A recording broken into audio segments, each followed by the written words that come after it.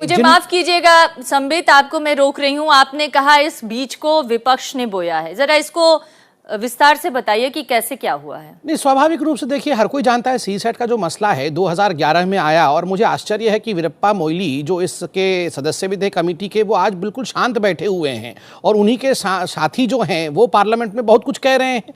और जब prime minister के सामने भी सीसैट के इस विषय को रखा गया तो प्राइम मिनिस्टर भी इससे कन्विंस थे 2011 से। लेकिन देश को पता है कि यूपीएससी एक ऑटोनॉमस बॉडी है, वो सरकार के निर्देशों पर नहीं चलती है। नहीं, आप देखिए, सरकार के निर्देशों पे नहीं चलती है तो ये हमारे पे भी लागू होता है ना। आप सिलेक्टिवली कहेंगे कि 2014 से पहले यूपीएससी ऑटोनोमस थी और सरकार की बातें उस पे नहीं चलती है, और अब 2014 में इन 2 महीनों में कहेंगी कि सरकार जो निर्णय ले रही है वही यूपीएससी पे लगेगा, तो मैं इसे सिलेक्टिविटी कहूंगा। खैर, आपने मुझसे इतिहास मांगा था तो मैं स्पष्ट में ये कह दूं कि 2011 से लेकर अब तक जो सरकार थी वो इस पर मौन व्रत धारण किए हुई थी।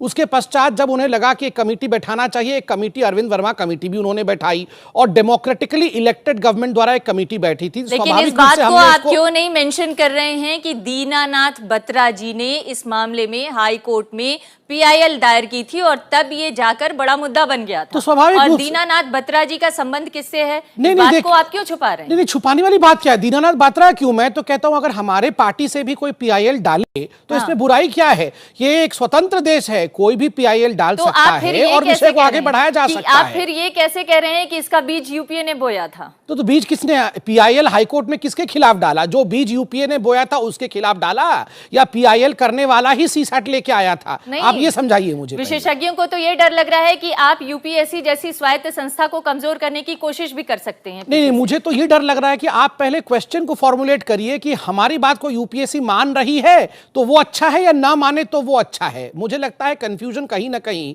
इस सवाल को बनाने में ही जा रहा है। एक तरफ तो आप कह रही हैं कि सरकार को और सख्त कदम उठाने चाहिए थे और सीसैट को स्क्रैप कर देना चाहिए। नहीं, ये हम नहीं कह रहे हैं कि सरकार को और सख्त कदम उठाना चाहिए था कि नहीं, क्योंकि यूपीएससी एक स्वायत्त संस्था है और यूपीएससी को निर्देश देने का काम सरकार नहीं कर सकती है। संविधान संशोधन करना पड़ेगा अगर सरकार निर्देश देना चाहेगी। अमृता जी, यूपीएससी, ये विषय हमें पता है, इसलिए हमने यूपीएससी को अपना ओपिनियन रखा। यहां मैं यह भी बता दूं कि 24 अगस्त को जो प्रीलिम्स एग्जाम होने वाले हैं उसको स्थगित करने के विषय में भी सरकार ने मन बनाया था। सरकार के डीओपीटी ने एक चिट्ठी लिखी थी यूपीएससी को, यूपीएससी ने उसे स्वीकार नहीं किया। यूपीएससी ने यह लिखा कि क्यों नहीं ये स्थगित हो सकता है। क्या सरकार ने कोई बाध्यता बनाई? बिल्कुल नहीं, सरकार ने कोई बाध्यता नहीं बनाई। सरकार ने सभी पक्षों को सुना, उसके पश्चात उन्होंने सदन के पटल में जो हमारे डेमोक्रेसी का रूल है, क्वेश्चन के आंसर में अपने ओपिनियन को रखा है। ये ओपिनियन सरकार के ओपिनियन के रूप में यूपीएससी को जाएगी, और जब ये ओपिनियन गठित हुआ तो मैं बता दूं 2 यूपीएससी के सदस्य भी मौजूद थे। स्वाभाविक रूप से ये एक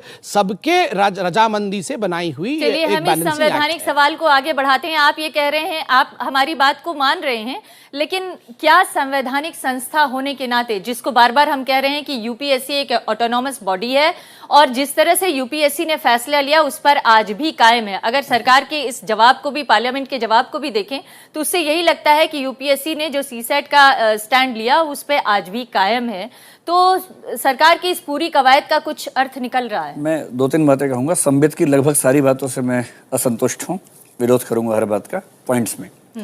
पहली बात वो ये कह रहे हैं कि लार्जर सेक्शन की प्रॉब्लम को सॉल्व कर दिया गया है, ये एकदम गलत बात है।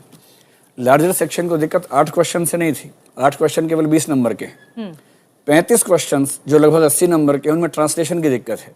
ट्रांसलेशन की दिक्कत क्या होती है, मैं आपको एग्जाम्पल देता हूँ। आज के एग्जाम्पल लीजिए। विजय सिंह साहब जो यूपीएससी के मेंबर थे, सीसैट को लाने में उनकी भूमिका थी। आज उन्होंने एक स्टेटमेंट दी अखबार में, मैं आपको 2 हिंदी में इंग्लिश में पढ़ के सुनाता हूँ।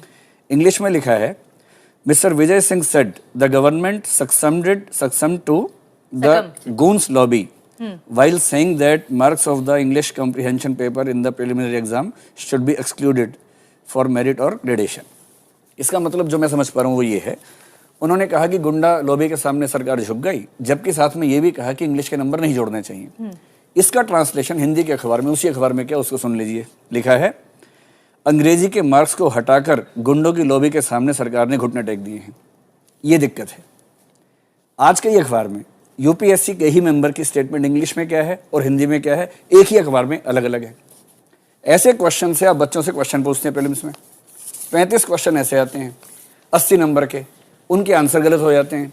आंसर गलत होते हैं और बाहर निकल जाते हैं, फिर आप कहते हैं हमने ग्रॉस इंटरेस्ट में, कॉमन इंटरेस्ट में ऐसा कर दिया। पहली बात, बेसिक प्रॉब्लम सॉल्व नहीं हुई। इस बेसिक प्रॉब्लम की जड़ क्या है, थोड़ा सा उसके ऊपर मैं नजर डालना चाहती हूँ दिव्य। ये जो आप कह रहे हैं ना कि ये ऐसे सवाल होते हैं और इसकी वजह से प्रॉब्लम आती है, ये पेपर है, अंग्रेजी का पेपर है, मेरे पास भी है। ये जो 20 नंबर हटाए गए हैं, जो या जो जिसको मेरिट में ना जोड़ने की बात कही गई है, अंग्रेजी का जो कंपलसरी पेपर था उसका एक सवाल है। ये सवाल को अगर मैं पढ़ दूं तो अंदाजा लग जाएगा लोगों को कि दरअसल किस स्टैंडर्ड के सवाल पूछे जा रहे हैं और क्यों नहीं आपके छात्र। उससे पहले एक बात को समझ लीजिए, इसके स्टैंडर्ड से कोई दिक्कत नहीं है। हाँ। ये 10वीं क्लास के सवाल हैं, आसान सवाल है, इससे कोई दिक्कत नहीं। ये 10वीं से भी कम, चलिए मान लिया। हाँ। मेन एग्जाम में 300 नंबर का इंग्लिश का पेपर हमेशा से होता है, क्वालिफाइंग है। हाँ। जब वो होता ही है तो उसमें दिक्कत क्या थी, इसी की जरूरत थी। अगर इसकी जरूरत थी तो साथ में 8 क्वेश्चन भारतीय भाषाओं के भी क्यों नहीं है, बराबर क्यों नहीं है? हम तो पहले भी नहीं होते थे, जब आपने एग्जाम दिया था तब भी नहीं होता था, जब आपने एग्जाम दिया था तब भी नहीं होता था। 3 साल पहले आया है, तब पेपर था ही नहीं है वाला। ये तो पेपर अभी आया है 2011 में। आपने 2011 में पहली बार कहा कि एक लैंग्वेज से सवाल पूछेंगे, बाकियों के नहीं पूछेंगे। भेदभाव की समस्या, इंग्लिश से कौन परेशान है? मान लीजिए कि एक गांव का बच्चा 8 में से एक सवाल गलत कर दे, एक तो गलत कर सकता है, एक सवाल गलत होने के 2.5 नंबर कट गए और नेगेटिव मार्किंग 0.83 और कट गए, 3.33 कट गए। एक नंबर पे 1000 लोग बाहर हो जाते हैं। 3 नंबर गलत होने पे, एक सवाल एक नंबर पे, हाँ। और एक सवाल गलत होने पे 3.33 का नुकसान होता है उसको। ये कोई नहीं कह रहा कि मुश्किल पैसेज है, लेकिन जो पैसेज आपके लिए आसान है वो गांव के बच्चे के लिए मुश्किल हो सकता है। आसानी का फैसला कौन करेगा? नहीं, लेकिन बात यह है दिव्य कि अगर आप सिविल सर्वेंट बनना चाहते हैं, देश की सर्वोत्तम नौकरी में जाना चाहते हैं, तो आप अपने लिए क्या स्टैंडर्ड चाहते हैं? कोई मना नहीं कर रहा। आप इंग्लिश मेंस में क्वालिफाइंग पेपर लेते हैं, लीजिए। हाँ। लेते ही हैं, हिंदी का भी होता है, रीजनल लैंग्वेज का भी होता है, इंग्लिश का भी होता है, इसमें दिक्कत क्या है? उसको टफ कर दीजिए। आप पहले राउंड में ही सीसेट को इंट्रोड्यूस, एक मिनट, प्रीलिम्स के राउंड में ही आपने 70% पॉपुलेशन को बाहर कर दिया। यूपीएससी के मेंबर KS चेलम, आज के अखबार में उनका लेख है हिंदू में, वो लिख रहे हैं कि सीसेट गलत है क्योंकि 70% लोगों को, गांव के लोगों को बाहर कर देता है। KS चेलम का आर्टिकल है हिंदू में आज, उसको पढ़िए, इससे भी संतोष न मिले। नहीं, सवाल ये है कि आपको अगर लड़ाई लड़नी है तो आप उस व्यवस्था के खिलाफ लड़ाई लड़िए जिस व्यवस्था ने हिंदी मीडियम की पढ़ाई को इतना कमजोर कर दिया कि एक वक्त में हिंदी मीडियम से पढ़ के टॉप करने वाले IAS ऑफिसर आज की स्थिति में वो कह रहे हैं, वो खुद मान रहे हैं कि आज हिंदी मीडियम का बच्चा इसको क्वालिफाई नहीं कर सकता क्योंकि उसकी पढ़ाई का स्टैंडर्ड ही वो नहीं है। पढ़ाई का स्टैंडर्ड खराब